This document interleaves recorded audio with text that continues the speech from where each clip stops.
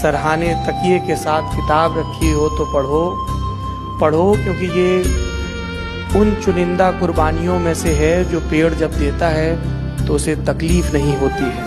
वो दधीच सा महसूस करते हैं जब उन्हें पता चलता है कि ये जो मैं कतरा कतरा कट रहा हूँ इससे एक कागज बनेगा जिस पर नफरतों के एंटीडोट्स लिखे जाएंगे, जिसको पढ़ के आदमी क्रूरता से करुणा का सफर तय करेगा।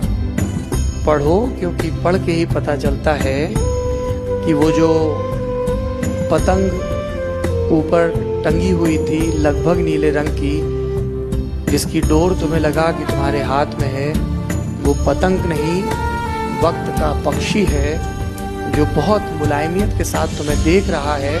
उसके सर के ऊपर आसमान है जो तुमसे बहुत प्रेम करता है।